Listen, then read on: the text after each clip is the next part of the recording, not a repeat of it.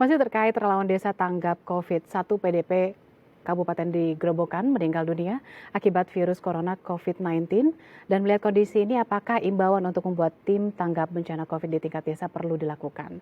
Nah, kami telah terhubung dengan Dr. Slamet Widodo selaku Kepala Dinas Kesehatan Grobogan, Jawa Tengah. Selamat pagi, Dokter Slamet. Iya, selamat pagi. Selamat pagi, Dok. Dok, satu Selamat pasien pagi. PDP di Kabupaten Grobogan meninggal dunia. Pasien tersebut adalah warga yang tidak kemana-mana namun kemudian terinfeksi usai berinteraksi dengan anaknya yang dari Jakarta. Nah, sewaktu menghadapi COVID ini, ada kekhawatiran tidak dari masyarakat bahwa virus corona sudah masuk ke daerah Grobogan? Ya, tentunya kalau namanya kekhawatiran pasti di masyarakat tentunya ada lah ya. Cuma kan kita memberi sosialisasi, memberi keterangan, menenangkan penderita bahwa pasien yang PDP ini kan tentunya untuk memastikannya kan harus ada pemeriksaan swab.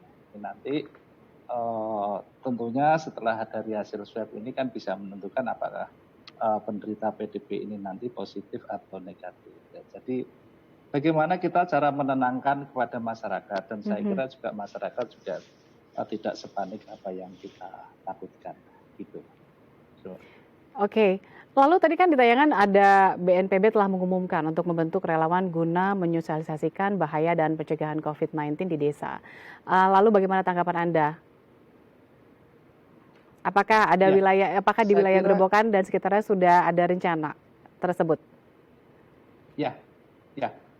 Tidak hanya rencana, selama ini kan memang kita sudah banyak ya relawan-relawan. Jadi di desa itu kan sifat atau sikap gotong royong kan sangat tinggi ya. Relawan-relawan di desa itu juga sudah cukup banyak dan sekarang ini sudah berperan aktif.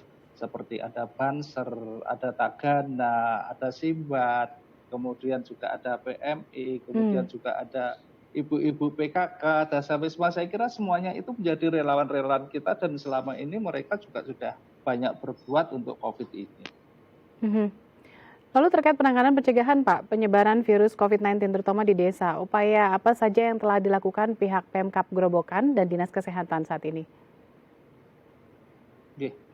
Untuk menyikapi ini, kita kan juga sudah cukup lama membentuk gugus tugas, baik itu di tingkat kabupaten, kemudian juga ada gugus tugas di tingkat kecamatan, kemudian juga ada kita bentuk gugus tugas di sampai ke desa-desa, Dan gugus tugas ini juga dari berbagai elemen masyarakat. Tentunya kalau di tingkat kabupaten juga semua OPD di situ terlibat, kemudian juga semua ormas, kemudian juga semua LSM. Kita libatkan semuanya, termasuk sampai di tingkat kecamatan dan di tingkat desa. Saya kira kalau relawan banyak sekali lah di desa-desa sekarang ini sudah aktif melakukan kegiatan-kegiatan dalam rangka pencegahan COVID ini. Oke, terakhir Pak Slamet, saat ini gelombang arus mudik masih terjadi. Nah, apakah pemeriksaan yang dilakukan oleh pihak Dinkes ada dan dari pemerintah daerah seperti apa? Ya,